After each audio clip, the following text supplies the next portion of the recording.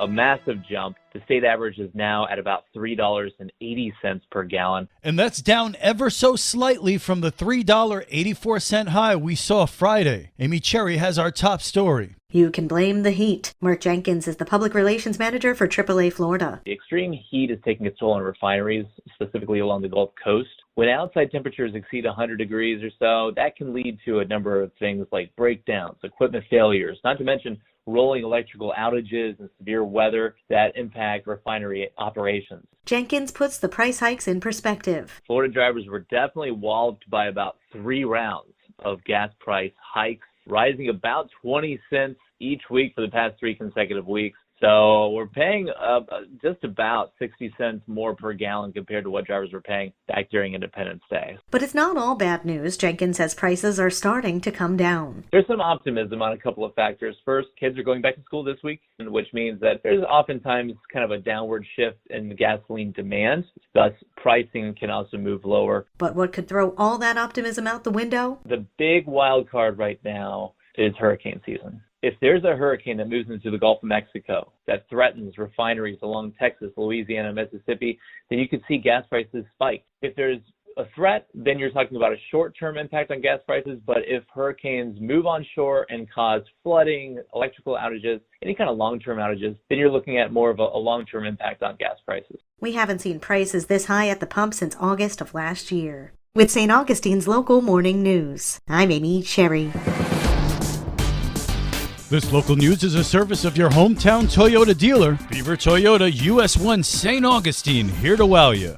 If you receive a notice in the mail from the Supervisor of Elections, don't disregard it. Liz Ryan reports. New laws went into effect July 1st to help improve the accuracy of voter rolls. As part of that effort, Supervisor of Elections Vicki Oakes and her staff may have reached out to you. We have put almost 17,000 final notices to St. Johns County voters who have not voted in the last 2 election cycles, which means 2020 and 2022, or if we haven't had any changes to the record in the last few years.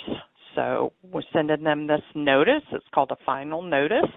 And if they receive our notice, we would request that they please respond to our notice, or if they have any questions, they can give us a call. And if you happen to receive a notice addressed to somebody else, please take a moment to do the right thing. There's a place right on the notice that says, please check the block and return if this voter does not live here. So I encourage voters to do that as well, because that helps us. That helps us keep our rolls clean. For St. Augustine's Local Morning News, I'm Liz Ryan.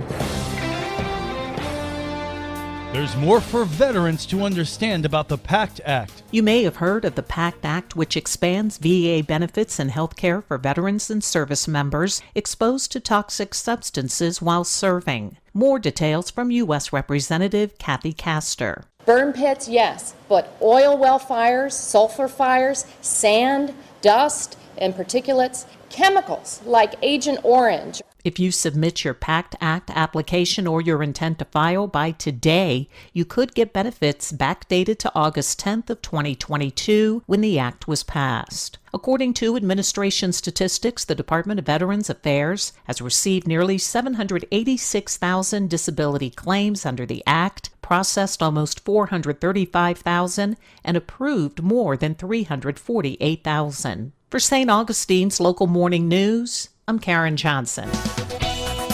And now you're up to date with St. Augustine's Local Morning News. I'm Rich Carroll.